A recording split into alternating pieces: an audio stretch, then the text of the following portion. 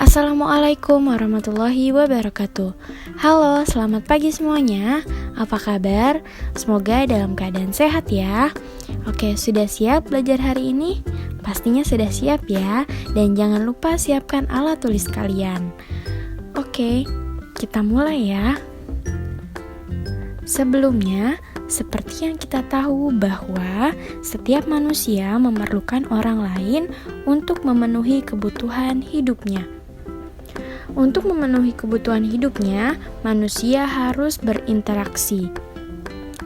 Nah, hari ini kita akan belajar interaksi sosial di bidang ekonomi. Salah satu kebutuhan manusia adalah di bidang ekonomi. Nah, dalam bidang ekonomi ini ada yang namanya kebutuhan ekonomi.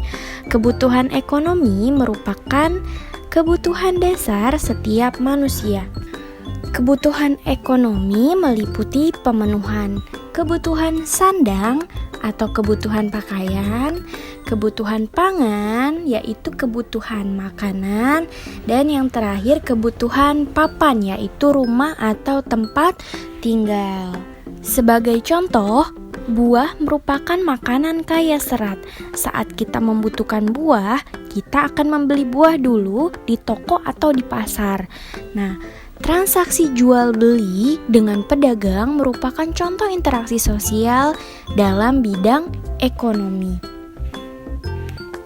Tidak hanya dalam bentuk barang, tetapi interaksi sosial dapat ditemukan dalam bentuk jasa. Contohnya di lembaga belajar, di rumah sakit, ataupun di bank.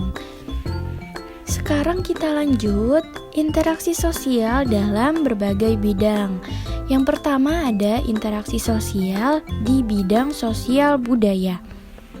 Dalam bidang ini ada dua kepentingan. Yang pertama kepentingan sosial, lalu yang kedua kepentingan budaya. Dalam kepentingan sosial, seseorang selalu ingin mendapatkan tempat atau kedudukan dalam masyarakat. Kepentingan sosial akan menimbulkan interaksi dalam masyarakat karena kedudukan seseorang ditentukan oleh pengakuan masyarakat dan sekitarnya. Sementara itu, kepentingan di bidang budaya berkaitan dengan pola-pola perilaku, bahasa, organisasi sosial, religi, dan seni yang telah menjadi kebiasaan turun-temurun dari leluhur. Warga masyarakat yang saling berinteraksi tidak menutup kemungkinan akan ikut berinteraksi pula dalam bidang budaya, sehingga terjadi pengaruh budaya yang satu ke budaya yang lain. Yang kedua, ada interaksi sosial di bidang pendidikan. Nah, dalam interaksi sosial di bidang pendidikan diperlukan agar proses belajar mengajar dapat berjalan dengan baik. Jadi, dalam bidang pendidikan itu perlu ya. Contohnya seperti apa? Contohnya yaitu siswa mendengarkan penjelasan dari guru. Selanjutnya, interaksi sosial di bidang ekonomi. Nah, dalam bidang ekonomi ada kepentingan ekonomi. Apa itu kepentingan ekonomi?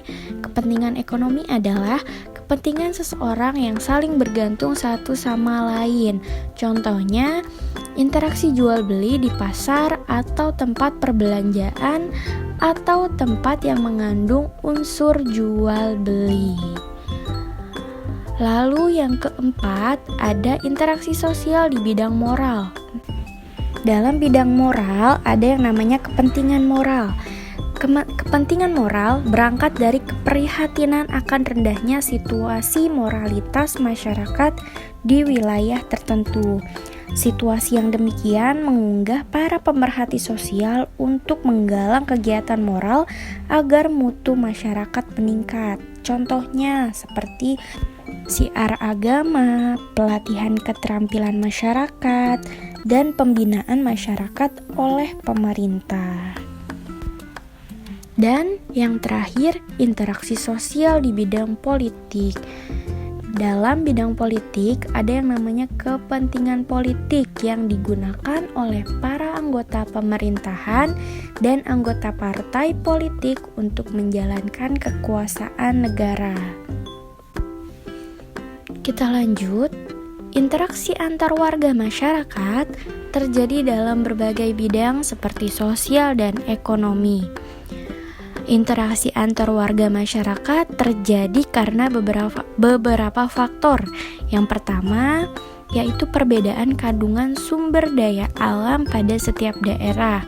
Nah, jika suatu daerah mempunyai sumber daya alam yang banyak atau yang tinggi, maka akan dapat memproduksi barang-barang tertentu dengan biaya relatif murah dibandingkan dengan daerah lain yang memiliki kandungan sumber daya alam yang lebih rendah. Lalu, yang kedua, perbedaan kondisi demografis.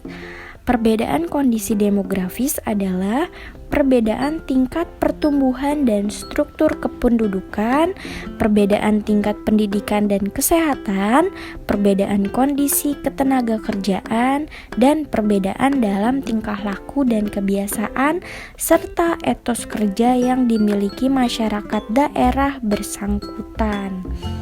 Lalu yang ketiga, kurang lancarnya mobilitas barang dan jasa.